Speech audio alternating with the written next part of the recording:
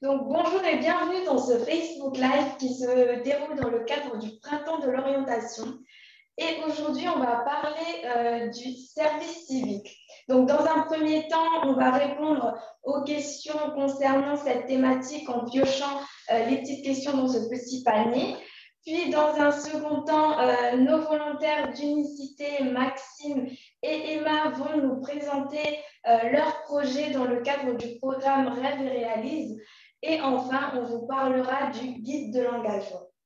Mais avant tout ça, on va se présenter. Moi, je m'appelle Constance, j'ai 22 ans et je suis en service civique au Centre Info Jeunes de Poitiers. Donc, je suis sur une mission d'accueil, tout ce qui est accueillir les jeunes, répondre à leurs problématiques. Je fais aussi un peu de réseaux sociaux et de vidéos. Voilà. Alors bonjour, moi c'est Léna. Je suis aussi en service civique au Centre Information Jeunesse de Poitiers. Et moi, je suis plutôt sur des missions de numérique, sur le numérique et sur l'usage qu'ont les jeunes du numérique. Voilà.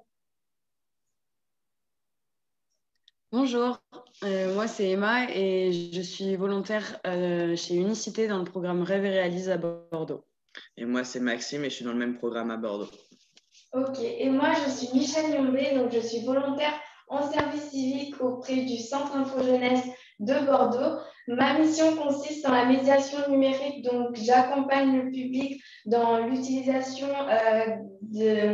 dans leur démarche administrative, mais en parallèle, je réalise aussi des ateliers aussi bien en présentiel qu'en visio, donc c'est des ateliers numériques. Et donc, sans plus tarder, on va commencer avec les questions. Alors, la première question. Qu'est-ce que le service civique et en quoi ça consiste? Alors, le service civique, c'est un engagement volontaire au service de l'intérêt général. Il est accessible à tous les jeunes de 16 à 25 ans et jusqu'à 30 ans pour les jeunes en situation de handicap. On peut le faire en France, on peut le faire à l'étranger. Et les structures vers lesquelles on peut faire notre mission sont les associations, les collectivités territoriales et les établissements publics comme les écoles ou les musées. Et voilà, et après nos missions, elles se rangent dans plusieurs thématiques comme le sport, la santé, les loisirs, la culture, etc. Donc il y a plein de thématiques vers lesquelles on peut se rapprocher en fonction de nos affinités ou de nos centres d'intérêt. Voilà. Okay. Donc, on va passer à la deuxième question. Alors, est-ce que je suis payée? Alors oui, on est payé, mais ce n'est pas un salaire comme les salariés. On reçoit juste une indemnité qui est non imposable. Donc on a 473 € de la part de l'État et 107 € de la part de la structure d'accueil. Et on peut avoir une majoration en fonction du statut social du volontaire, c'est-à-dire que si le volontaire est bénéficiaire du RSA ou s'il est issu d'un foyer bénéficiant du RSA, ou encore si le volontaire est étudiant boursier, il peut avoir cette majoration de 107 €. D'accord. Et du coup, tu as parlé du RSA. C'est quoi le RSA? Le RSA, c'est le revenu de solidarité active, voilà, qu'on peut toucher après 25 ans. Ok. Voilà. D'accord. Prochaine question. Alors, combien de temps dure une mission en général? Alors, en général, une mission dure en moyenne 8 mois. Mais vous pouvez réaliser votre mission, la durée minimale est de 6 mois et la durée maximale est de 12 mois.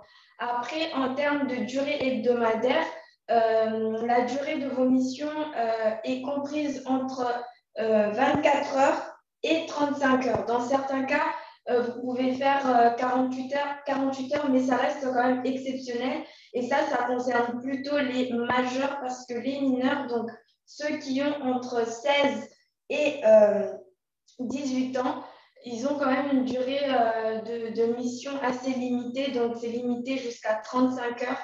Et c'est 35 heures qui se réalisent pendant maximum 5 jours. Et donc, une mission de service civique doit être réalisée en continu, c'est-à-dire qu'il ne faut pas qu'il y ait d'interruption. Par exemple, si vous décidez si vous commencez un service civique, puis vous mettez un stop et après vous décidez de reprendre, et bien ça, c'est pas possible. Et voilà.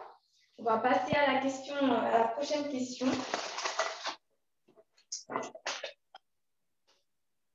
Quels sont mes droits? Congé, protection sociale, APL, gel du RSA, garantie jeune. Alors, concernant nos droits, on a le droit déjà pour commencer à 2 jours de congé par mois. On a aussi, on bénéficie d'une protection sociale et il faut aussi savoir que pendant notre service civique, on cotise pour notre retraite. D'accord.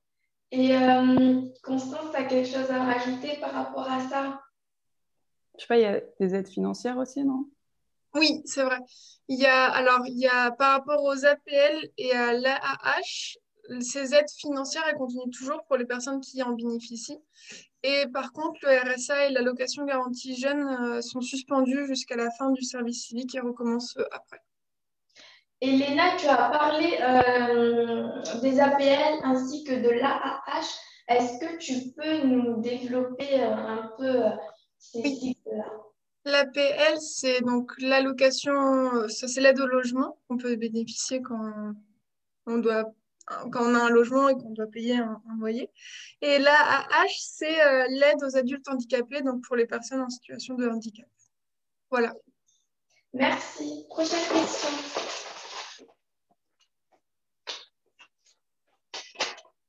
Alors, peut-on rompre son contrat? Donc oui, on peut mettre fin à son contrat avec un préavis de 1 mois. Ça peut venir soit de l'organisme, soit du volontaire. Et dans certains cas, le préavis, il peut ne pas y avoir de préavis, par exemple, si on trouve un CDI ou un CDD, ou encore s'il y a une faute grave, soit de la part de l'organisme, soit de la part du volontaire. Ok.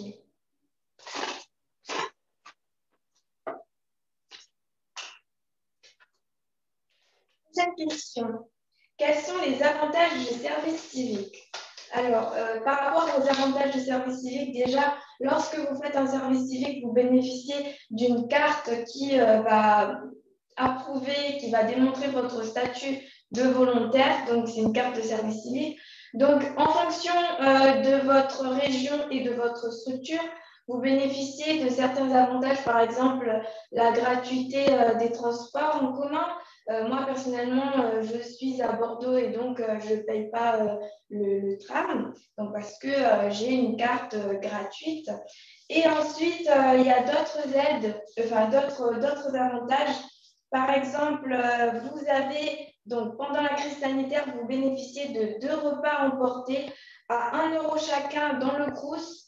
Ensuite, avec le programme départ 18h25, vous bénéficiez d'une aide financière à hauteur de 150 € pour financer vos voyages aussi bien en France que dans d'autres pays européens. Et vous bénéficiez aussi d'une assurance habitation complète GMF avec une offre spécifique qui est de 2 mois de cotisation. 2 mois de cotisation sont offerts sur la première année de votre souscription. Après, il y a aussi des aides en fonction des régions si vous voulez passer le permis de conduire.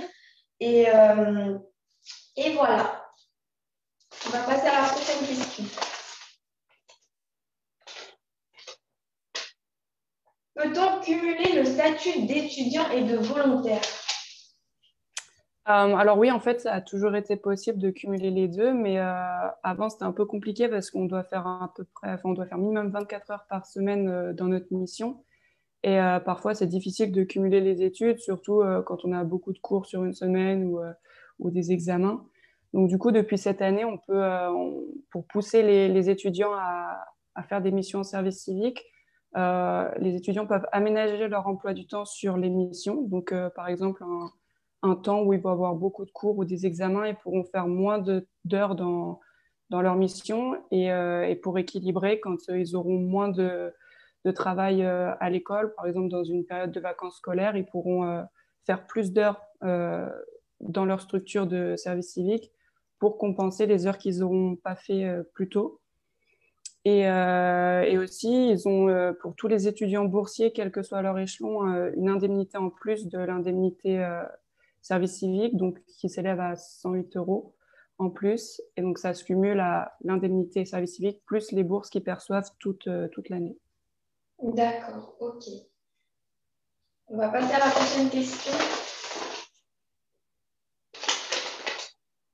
Alors, est-ce que je bénéficie d'un accompagnement au sein de la structure? Alors oui, quand on signe notre contrat de service civique, on est rattaché à un tuteur ou à une tutrice. Donc du coup, c'est cette personne qui va nous accompagner pendant toute la durée de notre mission. C'est un peu notre référent principal qui va nous aider à structurer notre mission, à l'étoffer et puis à développer des projets qu'on a envie de mener au sein de la structure. Et c'est aussi une personne qui va pouvoir nous aider pour l'après-service civique, en tout cas nous aider à réfléchir sur sur reprendre nos études si on a fait une pause ou pour nous insérer dans la vie professionnelle. Et est-ce que tu peux nous parler un petit peu plus de la formation civique et citoyenne? Ouais, alors en fait, quand on est en service civique, on doit on doit valider 2 formations civiques et citoyennes, une théorique et une pratique. Et donc la pratique, c'est le PSC1, c'est valider son diplôme des premiers secours. Et la théorique, c'est en fait un choix qu'on a entre plusieurs formations proposées par différents organismes. Et donc là, c'est vraiment en fonction de nos affinités, on choisit la formation qui nous plaît le plus. D'ailleurs, on n'est pas obligé d'en faire qu'une seule. On peut en faire 2, je crois, si on est motivé. Voilà. D'accord. Elena, tu as quelque chose à rajouter? Non? Non. Ok, on va passer à la prochaine question.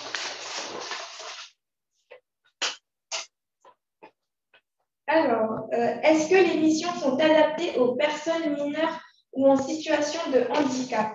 Alors oui, les missions sont adaptées aux mineurs et aux personnes en situation de handicap. Déjà parce que au niveau de la durée, le mineur a droit, va réaliser ses missions jusqu'à, la durée est de 35 heures. Donc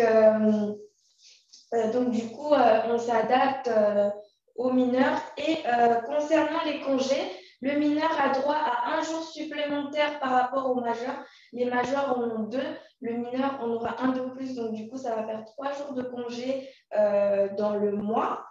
Et concernant les jeunes en situation de handicap, donc leur durée ne varie pas par rapport à d'autres. Donc, du coup, la durée de leur mission est comprise entre 24 et 35 heures. Mais quand même, pour eux, il y a des dérogations, c'est-à-dire que la durée peut être réduite. Et il existe aussi des outils à destination des entreprises, mais aussi des tuteurs, en fait, pour accompagner au mieux ces personnes en situation d'handicap. Il y a des guides à destination, donc du coup, des structures. Quelqu'un a quelque chose à rajouter par rapport à ça? Non? Ok. On passe à la prochaine question. Quel est l'impact de la COVID-19 sur la situation des volontaires et leur mission? Alors, pour commencer, la mission de service civique, habituellement en tout cas, peut pas être mise en pause, mais le début de la mission peut être repoussé, par exemple en cas de confinement, et auquel cas la structure d'accueil penserait que c'est mieux de repousser le début de la mission pour assurer un bon accueil du volontaire. Et évidemment, le volontaire a le droit au télétravail comme les salariés. Par contre, du coup, à cause de la COVID-19, en fonction de la mission du volontaire, par exemple, s'il y a des missions plutôt d'accueil ou en lien avec le contact du public, la mission peut se voir un peu changer et modifier parce que forcément, le contact avec le public en ce moment est un peu différent. Est-ce que vous avez, je ne sais pas si vous avez eu des exemples par rapport à ça, vous avez vécu les mêmes choses, le fait que la COVID-19 ait impacté votre...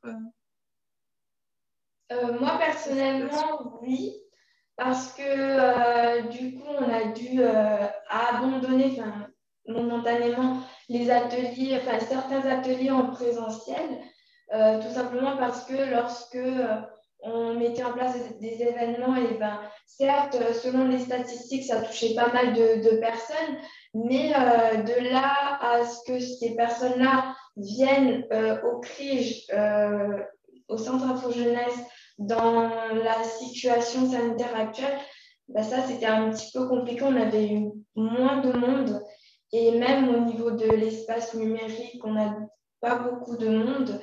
Et voilà, ça, c'était mon petit problème. Moi, pareil, au niveau des événements, on en fait quand même, mais du coup, c'est hyper limité en termes de personnes. Voilà, à part ça, ça va. Et Emma et Constant, et Emma et Maxime. Nous, c'est sur les chantiers qu'on fait à côté, solidaires, donc ça a un peu chamboulé ça. Et sur les formations qu'on reçoit aussi, ça les a décalées. On a été pendant un bon moment en télétravail aussi, alterné matin, après-midi pour avoir toujours lien avec notre coordinatrice. Mais sinon, ça va, on arrive à bien s'organiser quand même dans notre programme. C'est la promotion précédente qui a vraiment eu du mal. Nous, ça va, on se débrouille. Ok. Prochaine question. Alors, que se passe-t-il quand ma mission est terminée? Quelles sont les perspectives? Alors déjà, quand ma mission est terminée, donc je vais faire un bilan nominatif avec mon tuteur sur les activités que j'ai réalisées. Et ensuite, il y a, vous allez aussi faire un bilan des compétences que vous aurez acquises pendant votre mission. Ensuite, vous aurez votre attestation de service civique qui approuve que vous avez bien réalisé votre mission. Et par contre, on ne peut s'engager dans un service civique qu'une seule fois dans sa vie. Une seule fois. Mais à côté de ça, à la fin de votre service civique, vous avez la possibilité de vous engager dans un autre type de volontariat, donc un volontariat européen, par exemple le corps européen de solidarité ou d'autres types de volontariat. Ou sinon, vous pouvez aussi envoyer votre candidature à l'Institut de l'engagement. Est-ce que Constance, tu peux nous en dire un petit peu plus? L'Institut de l'engagement, c'est une structure qui nous permet, quand on est en service civique, de postuler pour avoir un coup de pouce, soit pour rentrer dans une école, soit pour trouver une alternance, soit pour rentrer dans le milieu du travail. Donc voilà, c'est un gros coup de pouce. Ok. Voilà. Merci. On va passer à la dernière question. Où postuler aux missions?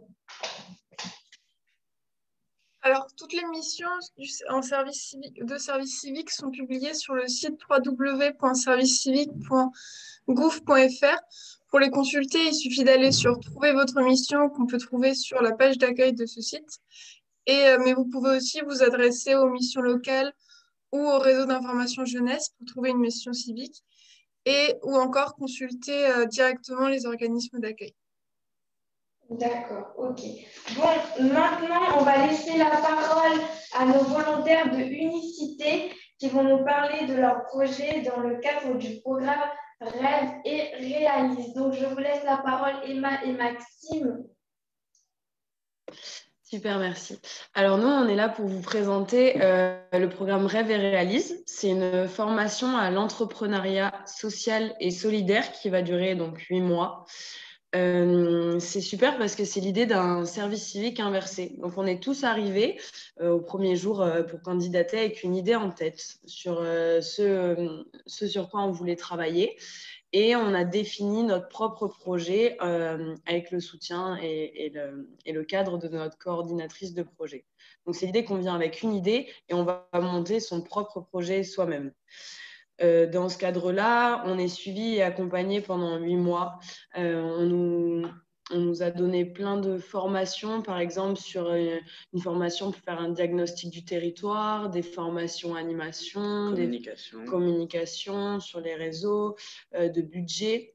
On a aussi une grosse part sur l'accompagnement au projet d'avenir, donc comme vous disiez tout à l'heure, où tout le long de l'année, on est suivi et accompagné pour réfléchir à l'après-service civique et pas nous laisser dans ce flou-là. Notre coordinatrice aussi nous a permis de rencontrer plein de personnalités inspirantes, donc des gens avec des parcours très atypiques. On fait aussi beaucoup de chantiers solidaires, donc par exemple pour aider à la banque alimentaire. On a fait la cravate solidaire, on a fait le secours populaire, on a fait Comego. Exactement. On en a fait plusieurs. Donc voilà, on fait plein d'actions sociales et solidaires. Et du coup, on voulait vous parler un peu de nos projets, de ce qu'on fait. Donc, moi, mon projet s'appelle Détiens tes droits. Et c'est un projet d'atelier d'accès aux droits sociaux pour les personnes placées sous main de justice à Bordeaux. Les personnes placées sous main de justice, c'est toutes les personnes qui, suite à la décision d'un tribunal de justice, soit sont en détention, en prison, soit sont incarcérés, mais ne sont pas incarcérés, mais ont des mesures alternatives, donc le bracelet électronique, etc.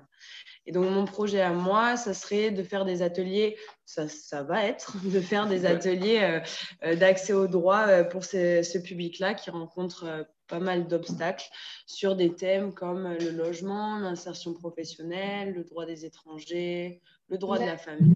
Voilà. Et Matt, tu as quand même une formation par rapport à ces thématiques-là du droit, ou est-ce que c'est l'inconnu? Alors moi oui. Moi, j'ai fait des études en droit, mais c'est absolument pas nécessaire de faire des... Dans mon cas, oui, parce que c'est un peu pointilleux et que moi, c'est ce qui m'intéresse et c'est un premier pas dans la vie professionnelle, mais c'est vraiment pas obligatoire de faire des études pour un service civique, loin de là. Dans Rêve et Réalise. Voilà, dans Rêve et Réalise, c'est vraiment, tu viens avec ton bagage particulier et tu te lances. Donc, dans mon cas, oui, mais dans les autres cas qu'on va vous expliquer, dans beaucoup, non. Ça peut parfois n'avoir aucun rapport avec ses études et ouvrir plein de nouvelles portes. Non, c'est super. Et j'avais jamais touché au monde carcéral avant, donc pas du tout. Voilà. Et moi, je porte un projet qui s'appelle En toute transparence. C'est un projet d'émission de podcast sur la transidentité et la non-binarité. C'est un projet qui regrouperait une 13 à peu près de témoignages, dont le mien, de personnes trans et ou non-binaires qui viendraient partager leur vécu, leur histoire. Et on aura aussi des épisodes à viser un peu de sensibilisation éducative, parler de choses autres, donc le rapport à la communauté queer, le rapport au corps plus spécifiquement pour certaines personnes. Et tout ça, les gens viendront témoigner. Il n'y aura pas de sujet imposé parce que je veux que ce soit un cadre safe. Par contre, seules des personnes trans et ou non-binaires viendront dans le podcast. Okay. Voilà. Et normalement, ça sera diffusé à la radio. Il y en a 2 à Bordeaux qui se sont engagés à le diffuser et ça a visé finir sur Spotify ou Apple Podcast, sur les réseaux sociaux, quoi.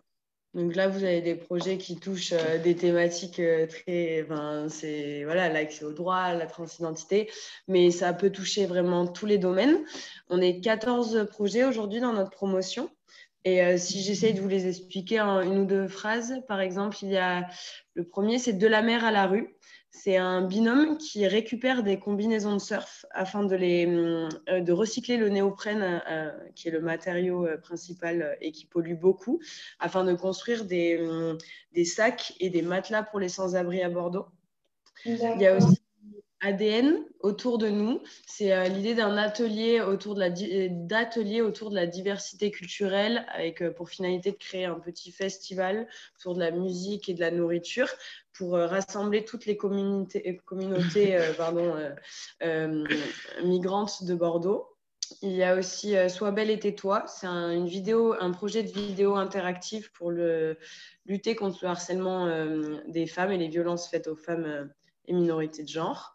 Mon potentiel avenir, qui est un binôme aussi, et qui vont faire des ateliers pour un peu aider les jeunes qui sont sortis des parcours et leur redonner confiance en elles et les permettre de leur impulser la motivation et la confiance qu'ils nécessitent pour se relancer dans quelque chose, trouver un travail ou reprendre des études ou s'insérer finalement. D'accord.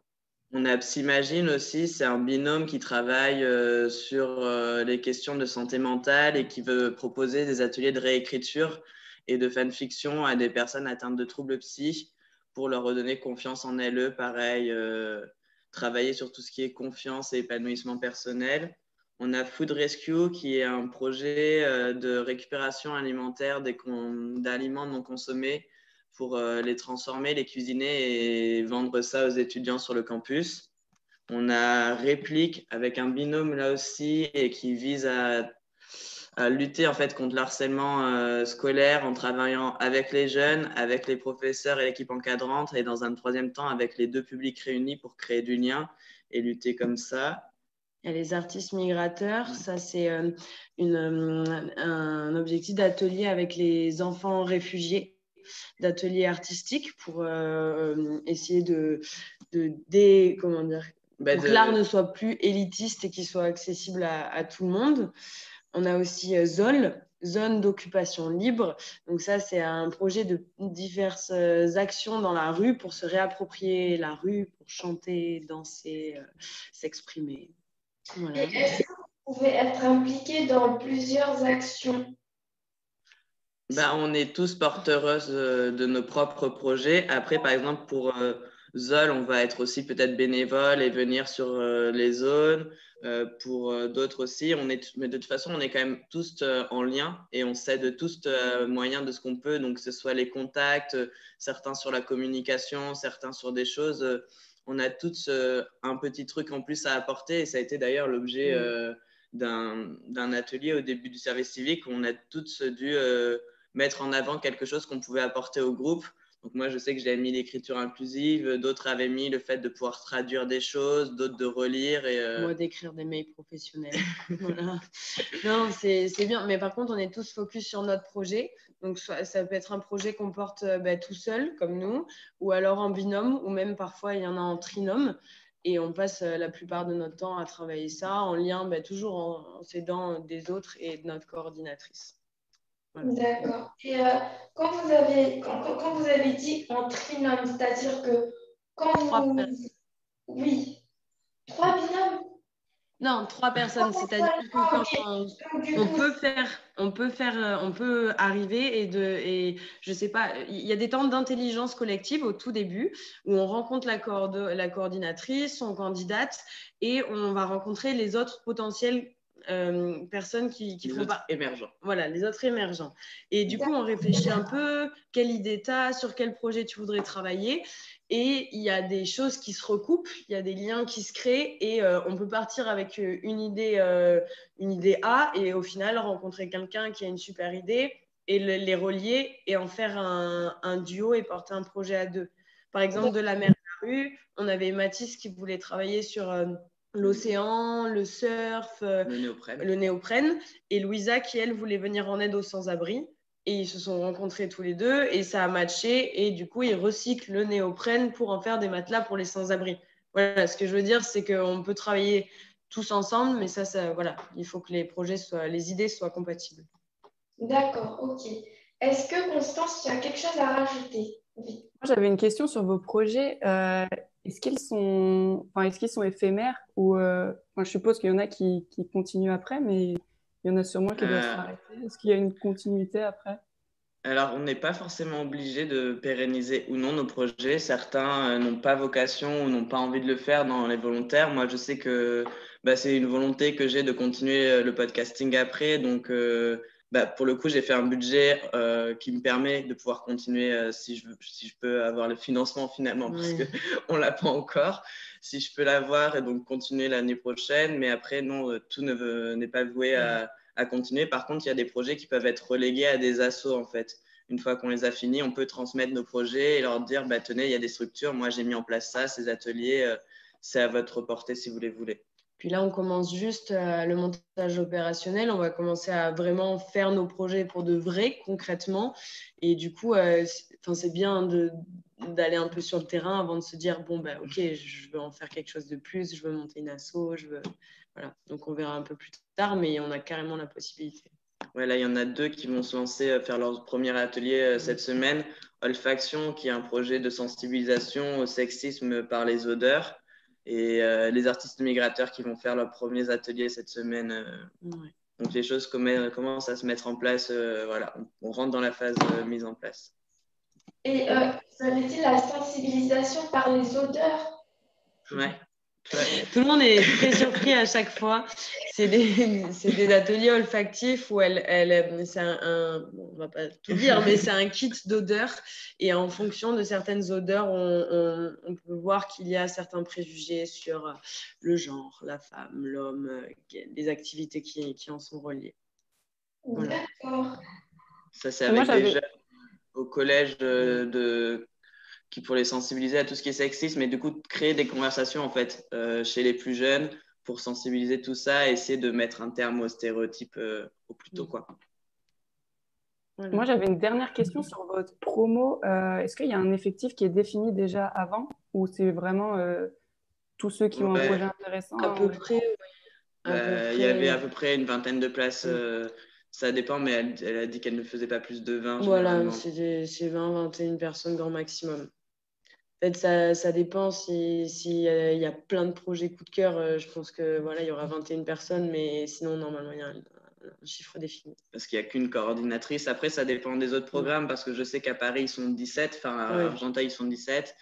Il y a 5 ou 6... Cinquantaine. Non, 5 ou 6 rêves et réalisent en France. Je ne sais plus, antenne. Oui. Mais du coup, chaque antenne a sa coordinatrice. Et c'est lui ou elle qui met en place l'effectif aussi en fonction des moyens. Parce que vous imaginez pas le boulot que c'est, 14 projets là, et on les monte du début à la fin, et elle doit être sur tous les fronts. C'est un peu, c'est chaud quoi. Donc il y a un nombre limité. Voilà. C'est chaud. Ok. Est-ce que vous avez des choses à rajouter? Mais on est aussi ambassadrice de l'économie sociale et solidaire dans notre mission. On a 2 missions, du coup, porter notre propre projet, qu'on le fait du lundi au mercredi. Et jeudi, c'est une journée dédiée à l'économie sociale et solidaire où on est 4 pôles, du coup, à vouloir promouvoir ça. Donc, il y a un pôle sensi, un pôle outils, un pôle événement, et nous, on est le pôle balade. Et le but, c'est de faire un forum de l'économie sociale et solidaire à la fin de l'année pour pouvoir présenter cette économie aux jeunes. Et nous, dans le pôle balade, c'est de pouvoir faire des balades dans différents quartiers de Bordeaux en mettant en avant les différentes structures de l'économie sociale et solidaire qui existent sur le territoire à des jeunes pour ensuite les faire participer au forum. Parce que l'économie sociale et solidaire, c'est une économie qui replace l'humain en son centre et qui répond à plusieurs principes, par exemple la gouvernance démocratique, la performance économique, parce que c'est quand même 2,3 millions de salariés, c'est plus de 10% du PIB français, donc c'est une autre forme d'économie que celle qu'on connaît, mais qui fonctionne très bien et regroupe un ensemble de structures comme les associations, les mutuelles, les fondations, et c'est vraiment replacer l'humain et le local au milieu et au centre, quoi. Donc voilà, donc ça c'est notre seconde mission, c'est être ambassadeur et ambassadrice de l'économie sociale et solidaire. D'accord. Très belle mission. Donc, merci beaucoup Emma et Maxime. Merci à vous. On va laisser la parole à Constance qui va nous présenter le guide de l'engagement. Oui, le guide de l'engagement, il est sorti il n'y a pas longtemps. Et en gros, c'est un guide qui recense toutes les manières de s'engager. Ça parle de bénévolat, de volontariat, de sécurité publique, de citoyenneté. Et en gros, l'idée, c'est de présenter tous ces modes d'engagement, de présenter leurs caractéristiques, leur accompagnement, que ce soit au niveau de la santé, de la couverture maladie, des droits. Donc voilà, il y a plein de descriptions dans le guide. Il y a aussi plein de témoignages qui sont super cool pour se donner une idée vraiment de ce qu'est l'émission. On a aussi plein d'adresses utiles pour accéder à des ressources comme de la documentation. Voilà. Et aussi, on a un volet de valorisation de notre mission, puisque quand on fait une mission en service civique, par exemple, mais ça peut être juste une mission de bénévolat ou autre, il faut pouvoir valoriser ses compétences.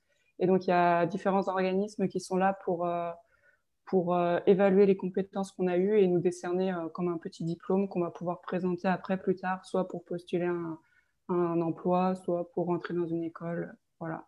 Donc, le guide de l'engagement est vraiment cool pour si vous voulez vous engager et avoir tous les petits conseils, toutes les astuces. Voilà, vous pouvez le consulter. Et du coup, où peut-on consulter ce guide de l'engagement? Alors, il est disponible seulement en ligne pour cette année.